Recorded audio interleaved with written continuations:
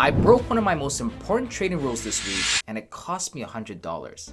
Even though I walked away with $280 in profit, this trade was a huge mistake. Let me show you what happened and why breaking your rules even when you win is one of the most dangerous things you can do as a trader. So here's the setup. I was looking at this chart and I noticed a clear bear structure. Price rejected a key level and the momentum was shifting towards the downside. Everything lined up for a short trade. I entered the trade with a clear plan, my stop loss was set here, and my take profit target was set at $385. My rule is pretty simple. Once I enter my stop loss and take profit, I don't touch the trade.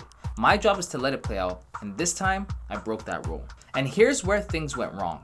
Price started moving in my favor and I was feeling great. But as it got closer to my take profit level, I started second guessing myself, like what if price reverses? What if I lose all my profits? Instead of sticking to the plan, I chickened out and closed the trade early. I ended up walking away with about $280 instead of $385 that I had originally planned for. Now on the surface, it still looks like I made a lot of money or I won, right? But the problem is that I broke my rule and that's a big deal. So let me explain why this is such a dangerous habit. First, by closing early, I left $100 on the table. That might not seem like a lot, but over time, those small losses add up. And secondly, and even more importantly, I reinforced the bad behavior. Every time you break your rules and get away with it, you're training yourself to do it again and again and again. And the next time it might not work out so well. Like, what if price had, continued to my original target after I closed? I would have missed out on even more profit, which is exactly what happened. Or worse, what if I started interfering with the losing trade and moving my stop loss? That's how you blow up accounts. See, the truth is that trading is all about discipline, and I preach this all the time. Your rules are there for a reason, to protect you from you.